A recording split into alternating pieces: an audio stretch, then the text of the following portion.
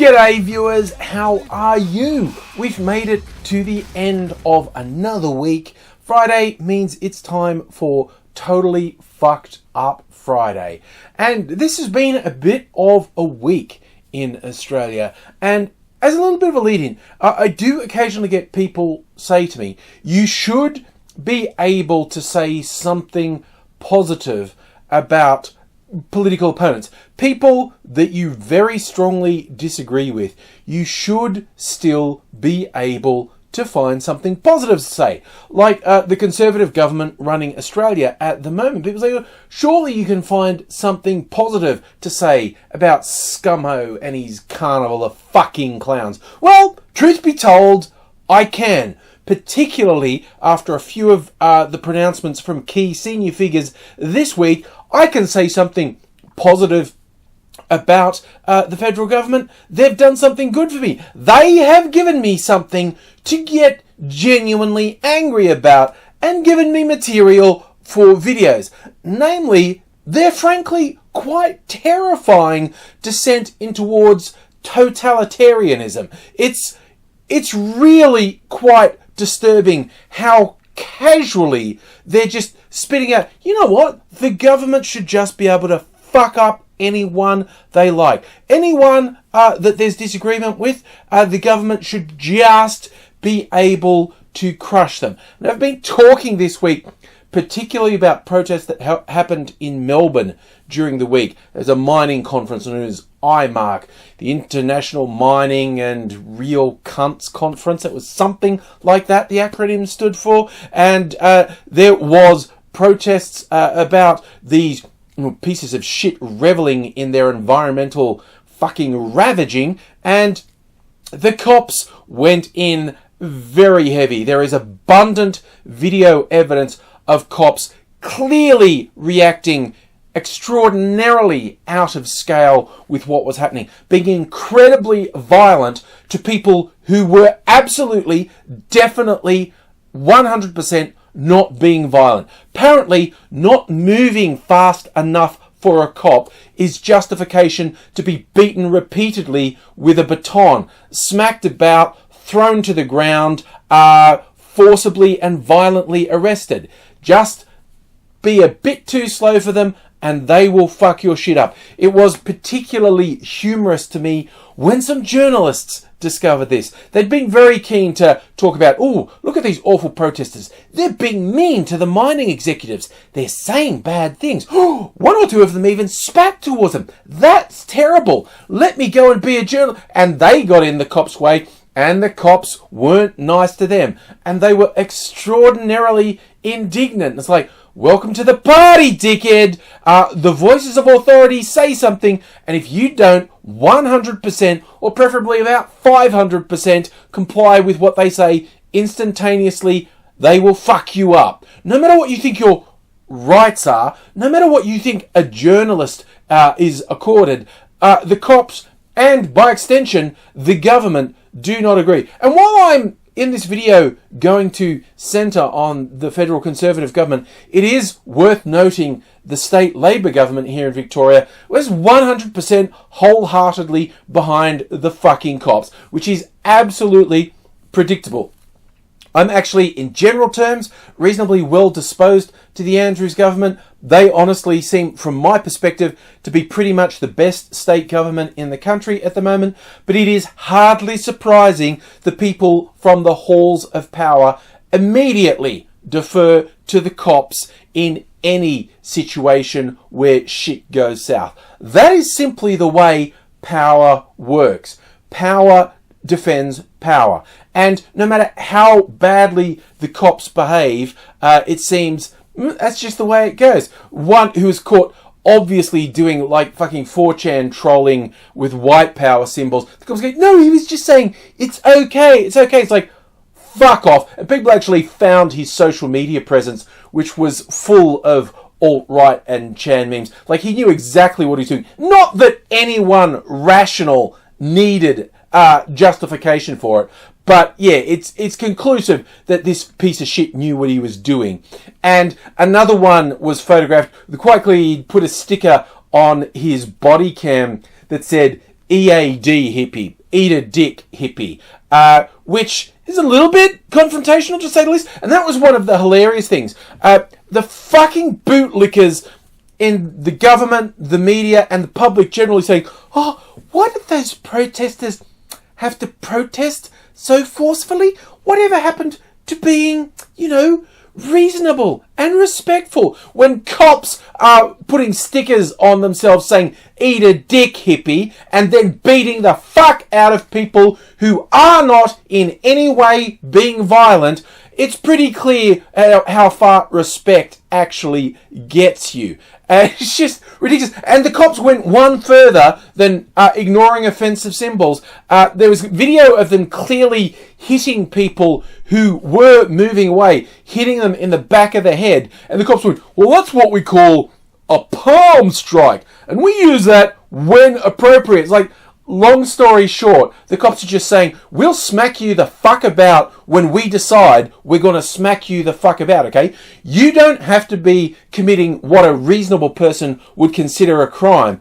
If you are in what we consider our way, we will smack you the fuck about, and there is nothing you can do about it. And I love all the bootlickers defending this. Oh, just don't do it. This was literally passive, non-violent resistance, and the cops and the authorities said, no, we do not allow that. We will turn that into a violent situation by violently assaulting you, despite the fact you are not doing anything even remotely violent.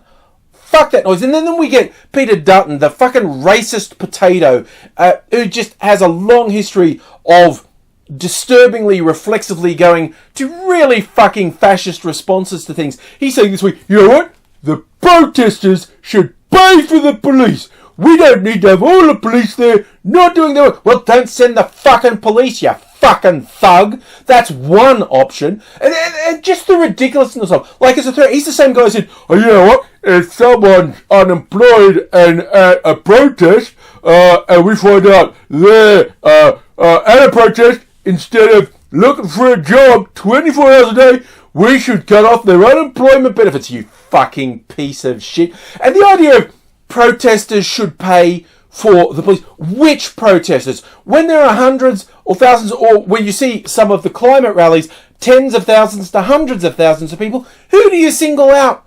Which protesters pay? What about people who organised and promoted it, but not actually? How do you do it? It isn't enforceable.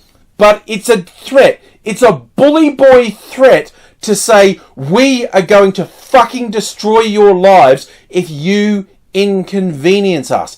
And the fucking Prime Minister, scumfuck Morrison, went one step further, like way further, saying essentially he thinks people who encourage boycotts should be prosecuted. He wants to actually put a law in place that companies who decide, I'm not going to do business with that company because my customers said, if you do business with them, fuck you, I'm taking my business away. And specifically, this is like revolving around banks. When the customer said, no, you're my bank, you should not be investing in these really unproductive and globally destructive fossil fuel ventures. Don't do it. And many banks have gone, yeah, we actually shouldn't get behind that because it's just generally bad, and also our customers, who we exist to serve, are saying, fuck no. And the Prime Minister is literally saying he wants to introduce laws to stop companies like banks, but not limited to banks, from saying, I'm not going to do business with that entity.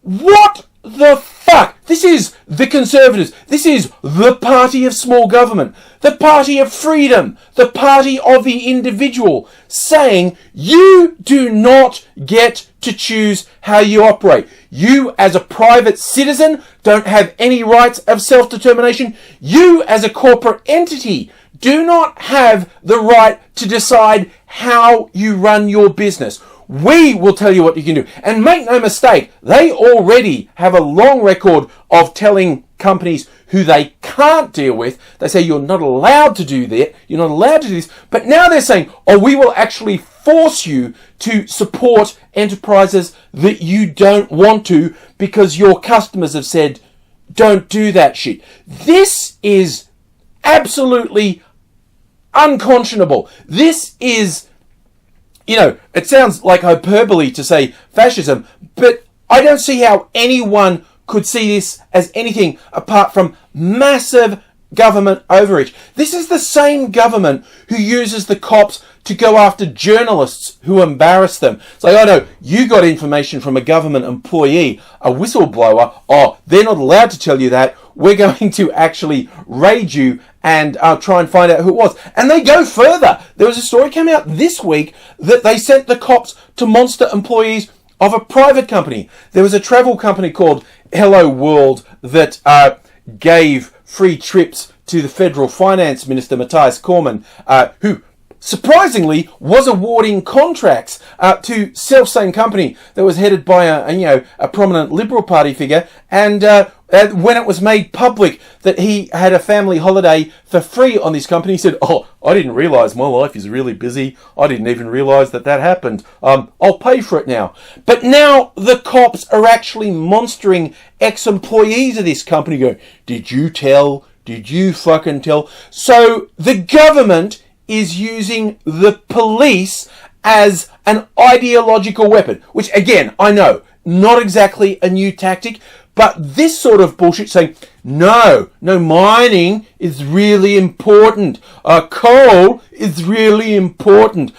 Just because an enormous chunk of the population has said that's a bad idea, we don't want this tiny number of people making massive fortunes at the expense of the majority of the population. We don't want them to be even mildly inconvenienced, so we are going to pass laws to stop lawful protest, to just start saying, I don't think you think you have a right to protest, but do you have a right to protest in a way that affects people who give me money? No, I think not. And not even protest, literally trying to make boycotts illegal, literally trying to take away choice from private citizens and businesses and say, you do not get to make choices that the government disagrees with. This is the party that consistently says they're the party of free speech. They're the party of the individual. They're the party of a small government. They are prosecuting people who embarrass them. They are prosecuting companies who do things that they don't like. They are saying, you think you have freedom, you have what we say you have and nothing more. And if you are not going to stand up to this shit, you are so much worse than a fucking bootlicker.